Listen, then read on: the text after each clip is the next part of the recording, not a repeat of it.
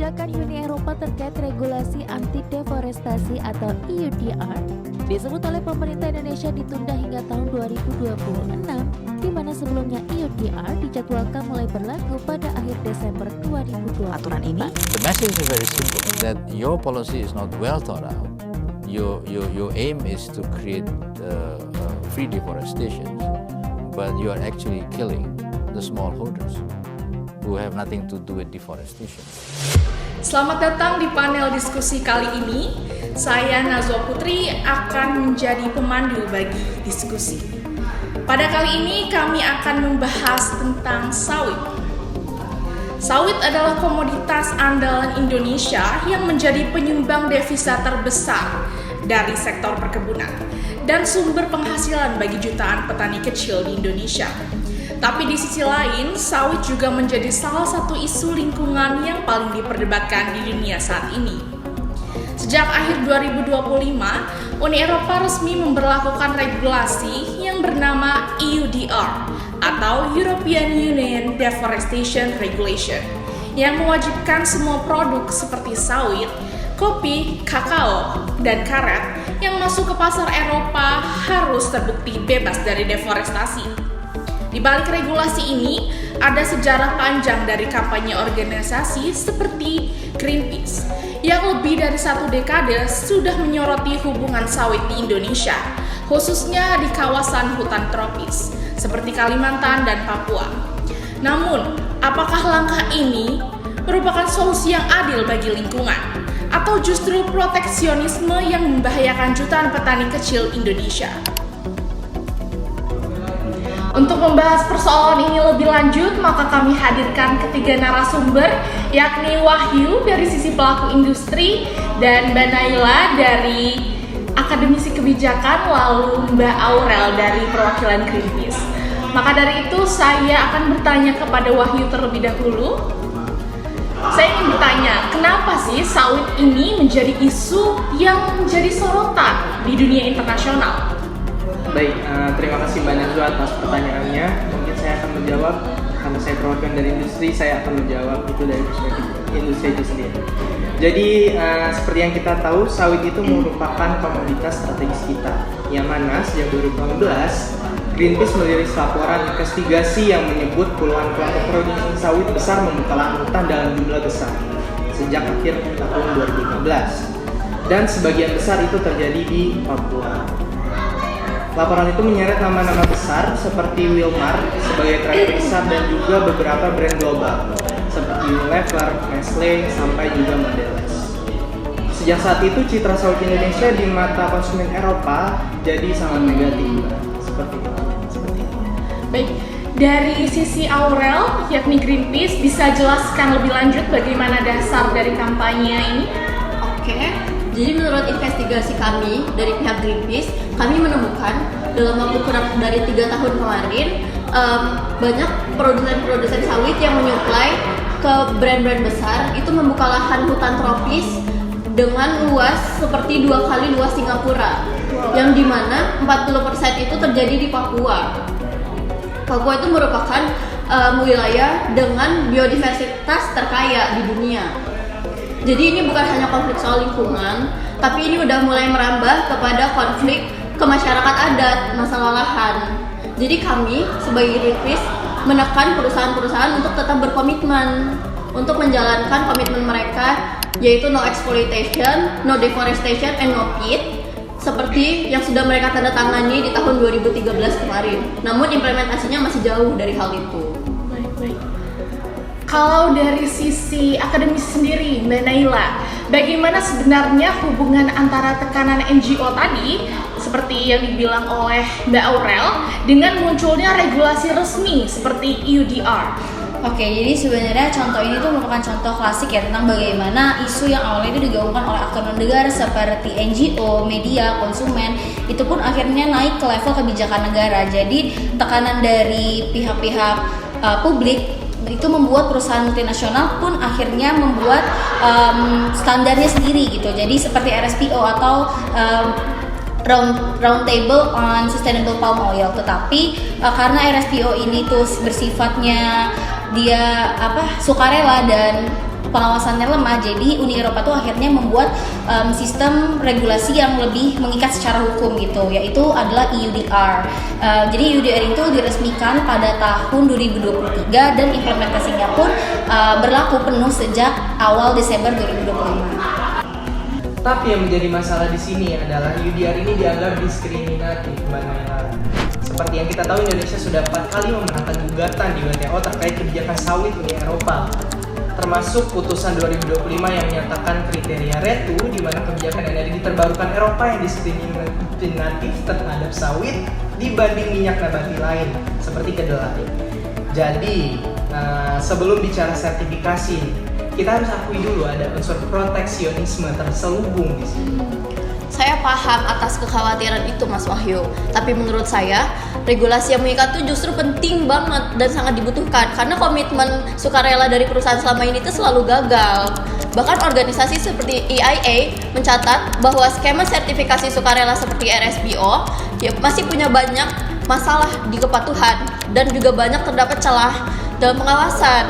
Jadi jika tidak ada aturan yang wajib yang mengikat, tidak ada akuntabilitas. Tapi Wahyu, bukankah Indonesia sendiri sudah punya sertifikasi sawit, yaitu ISPO atau Indonesian Sustainable Palm Oil? Dan kenapa itu tidak cukup untuk diakui di Eropa? Itu poin penting karena pemerintah sudah memperkuat ISPO tersebut, termasuk sistem verifikasi geospasial dan legalitas lahan, dan terus mendorong agar ISPO diakui setara dengan standar internasional melalui forum kerjasama bersama.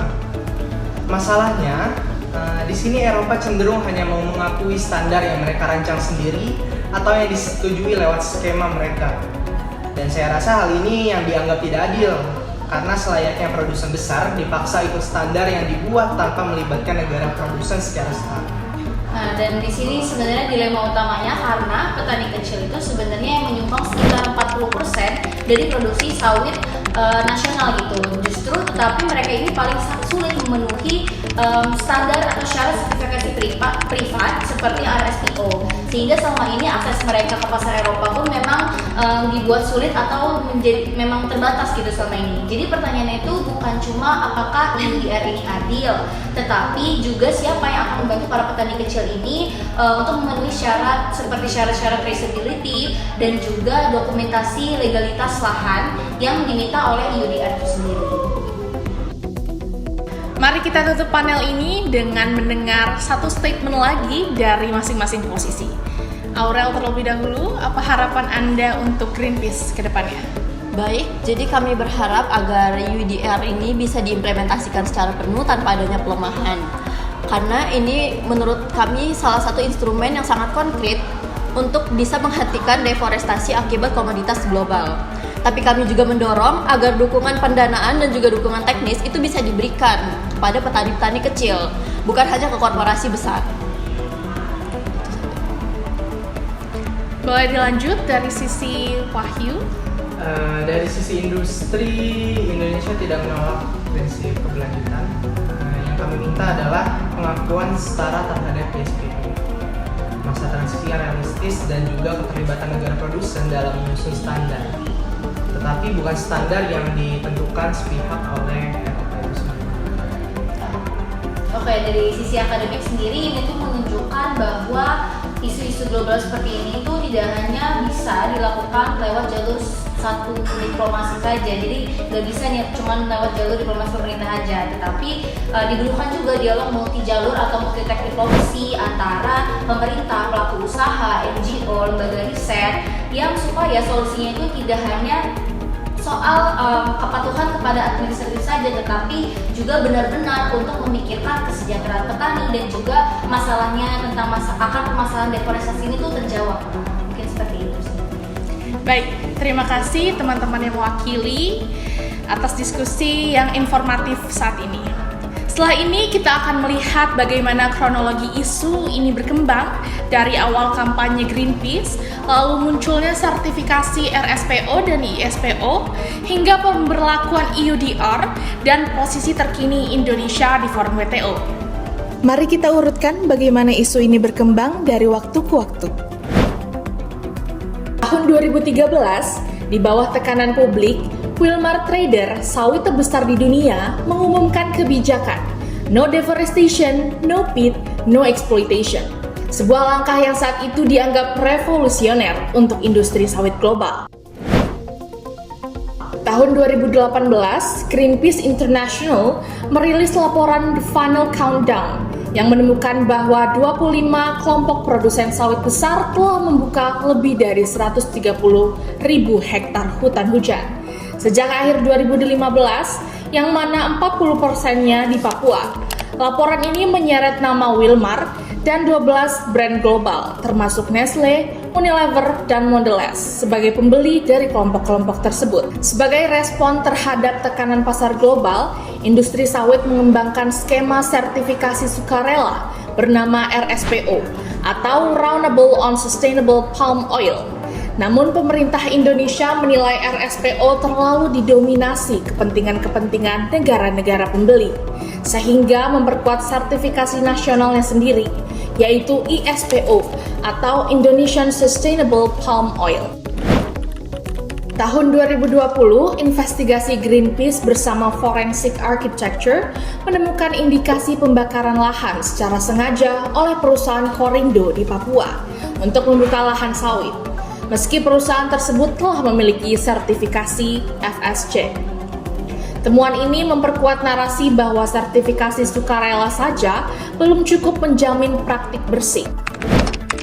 Tahun 2023, Uni Eropa mengesahkan EUDR atau EU Deforestation Regulation yang mewajibkan produk seperti sawit, kakao, kopi, kedelai, karet, dan kayu yang masuk ke pasar Eropa harus disertai bukti due diligence bahwa produk tersebut tidak berasal dari lahan yang dideforestasi setelah tahun 2020. Sanksi bagi pelanggar termasuk penyitaan produk dan denda hingga 4% dari total pendapatan tahunan perusahaan di Uni Eropa. Implementasi EUDR yang awalnya dijadwalkan akhir 2024 ditunda ke akhir Desember 2025 karena kekhawatiran negara-negara produsen termasuk Indonesia yang belum siap. Wakil Menteri Luar Negeri Indonesia, Arif Hafaz Ugreseno, secara resmi menyoroti ambiguitas dalam persyaratan due diligence EUDR, khususnya dalam frasa informasi yang cukup konklusif dan terverifikasi pada pasal 9 regulasi tersebut, yang dinilai bisa memicu penegakan yang sewenang-wenang. Di sisi lain, sepanjang 2025, Indonesia mencatat kemenangan keempatnya di forum WTO atas kebijakan sawit Uni Eropa, termasuk putusan yang menyatakan kriteria keberlanjutan RED II bersifat diskriminatif terhadap sawit dibandingkan komoditas lain seperti kedelai dari Amerika Serikat. Sementara itu, kajian dari organisasi FERD menemukan bahwa petani sawit kecil di Indonesia justru relatif tidak terlalu terdampak langsung oleh EUDR, bukan karena mereka aman, tapi karena akses pasar mereka ke Eropa sudah sangat terbatas akibat sulitnya memenuhi sertifikasi sukarela seperti RSPO sejak awal. Tantangan sebenarnya adalah bagaimana membuka akses pasar itu, bukan sekedar menjaga status quo. Hingga pertengahan 2026, posisi kedua belah pihak masih dalam proses negosiasi Uni Eropa yang menyatakan akan terus membantu negara mitra dagang memenuhi standar EUDR. Sementara Indonesia terus mendorong pengakuan setara terhadap ISPO sebagai bagian dari solusi jangka panjang. Dari kasus ini kita bisa melihat bagaimana isu lingkungan tidak pernah terselesaikan lewat satu jalur saja. Namun dari kampanye Greenpeace di tingkat masyarakat sipil yang mendorong perubahan kebijakan hingga perusahaan multinasional yang kemudian memicu regulasi resmi dari Uni Eropa yang pada akhirnya direspons lewat jalur diplomasi resmi dan litigasi dagang oleh pemerintah Indonesia. Inilah yang disebut oleh multi-track diplomacy dalam studi hubungan internasional. Penyelesaian isu global yang melibatkan banyak jalur dan aktor. Pemerintah, pelaku bisnis, organisasi non-pemerintah, akademisi, dan media yang saling mempengaruhi. Pertanyaannya bagi kita semua, apakah solusi ini pada akhirnya akan benar-benar adil? bagi lingkungan, sekaligus bagi jutaan petani di Indonesia. Itu yang akan sangat bergantung pada apakah jalur-jalur ini bisa duduk bersama, bukan hanya saling menekan. Terima kasih telah menyaksikan panel diskusi kali ini. Saya Nazwa Putri, pamit undur diri dan sampai jumpa di pembahasan berikutnya.